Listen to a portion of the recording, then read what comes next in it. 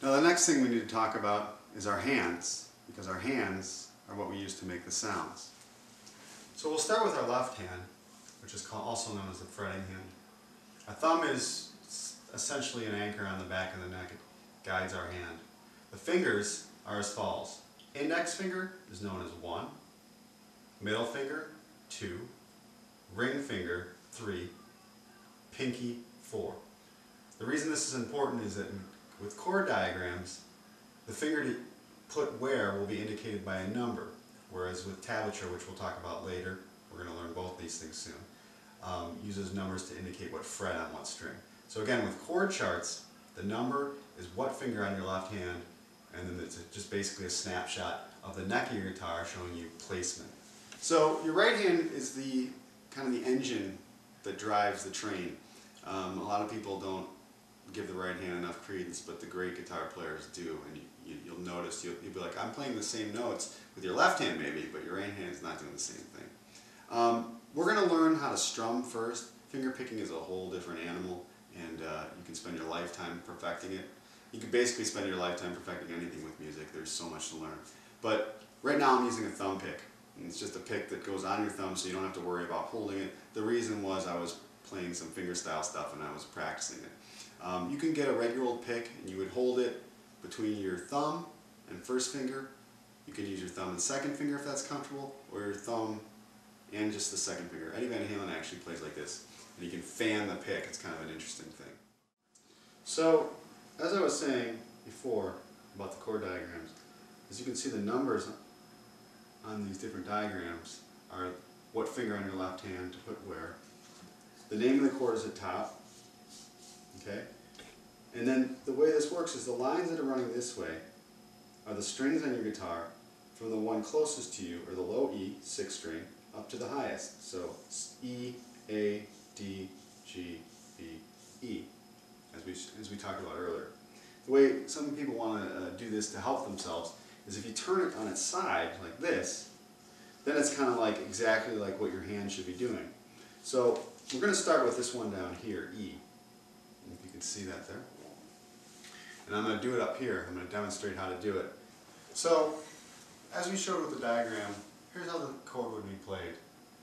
Your second finger, your middle finger, is going to go at the 2nd fret on the A string or 5th string. Your ring finger, or 3rd finger, will go at the 2nd fret on the D string, also known as the 4th string. So they're sharing this fret here. And then your middle, or your first finger, also known as number 1, will go at the 1st fret on the G string. And then what you're going to do is you're going to strum all strings, just a downstroke. Now the next chord we're going to do is A. So the way you play A is, you're going to strum the open A string. Your middle finger is going to go on the 4th string, or the D string, at the 2nd fret. Your ring finger, or 3rd finger, is going to go at the 2nd fret on the G or 3rd string. And your pinky, or 4th string, will go on the B string, also known as the 2nd string.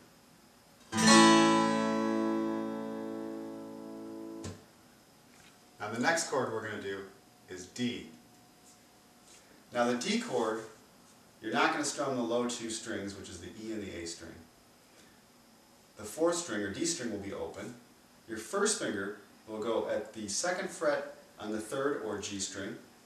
Your ring finger will go at the 3rd fret on the B or 2nd string. And your middle finger will go at the 2nd fret on the high E string or 1st string. And again, you'll play all 4 strings from the D on up, and it'll sound like this. Now one thing you would have seen on the chord diagrams is some X's above certain strings. What that means is those strings are not to be strummed. If you strum that string and it's indicating that you don't, your chord will sound very muddy. For example, as opposed to. So the 3 chords that we learned today, E, A, and D, can be used to play a variety of songs, everywhere from popular music to country music, traditional music, things like that. Today I'm going to show you how to play Wild Thing, which, if you change the strum pattern or rhythmic pattern, can also be Louie Louie, which is a song from the, I believe, early 60s, late 50s, something like that. So as I said, we're going to take the chords that we just learned and we're going to learn how to play a song. First song that we're going to learn is Wild Thing. And the difference between Wild Thing and Louie Louie is really the strum pattern, as I had said. So let me demonstrate. Wild Thing starts with an A, and the strum is so down, down, down, down. Then you go to a D, down, down, then the E, down, down, down, down, D, D. And if you put it all together,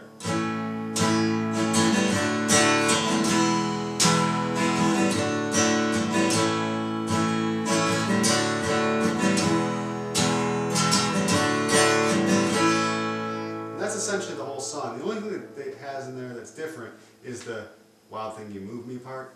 And all that is if you put a finger on the low E string at the 3rd fret, preferably this one, and to make it simple, you can just play that note and then the open A string, that note, open A string. If you want to get a little more complicated, you can take your first finger and also put it at the 2nd fret on the D string or 4th string, and do this. You're going to play the low string, 3rd fret, and then play these two together. And you'll get that sound. So, and as you notice, I'm kind of bending this a little bit. Not bending it, but wiggling it. That's an advanced technique. You can try it, but it's fine even if you don't do that. Just. So as I said, we could also play Louie Louie with the same chords.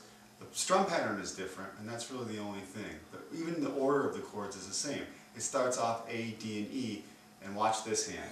So it's going to be 3 down strums, then to the D chord, 2 down strums, the E, 3 down strums, the D, 2 down strums, and back to the A, 2. So 1, and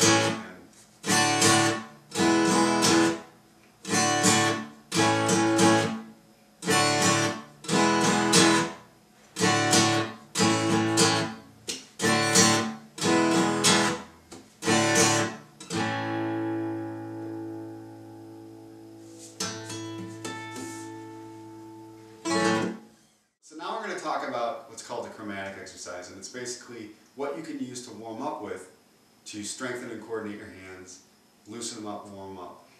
One thing I want to talk about that's very important is pain before we start this exercise. If you have pain in your hands at any time, and I'm not talking the tips of your fingers because they're going to be maybe sensitive and blister and maybe bleed, that's okay. But I'm talking in joints such as your knuckle and wrist. If that happens, stop, shake it out, wait a little while, do some gentle stretching, which I'll demonstrate, and then start again. So like I said, if your hand starts hurting, it's generally going to be your left hand. Here's some things you can do. If the pain is here, just kind of roll your wrist gently, shake it out a little bit. Not hard, just gentle, kind of let the blood get to it. Shake it out, let it be real loose. If the pain persists, stop and take some time off, maybe ice it.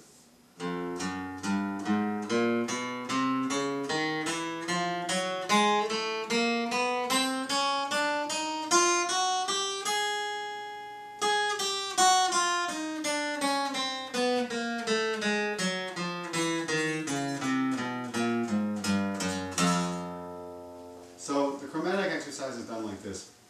You can use each finger on your left hand one at a time, and you're going to go up each fret on one string one at a time. And then this hand is going to do alternate picking, so it's down, up, down, up, down, and you continue that. So you're going to start with the low E string, 1st fret, 1st finger, down stroke, 2nd finger, 2nd fret, up stroke, 3rd finger, 3rd fret, down stroke, 4th finger, 4th fret, up stroke. Now you're going to do that across all 6 strings, and then you're going to go backwards like this.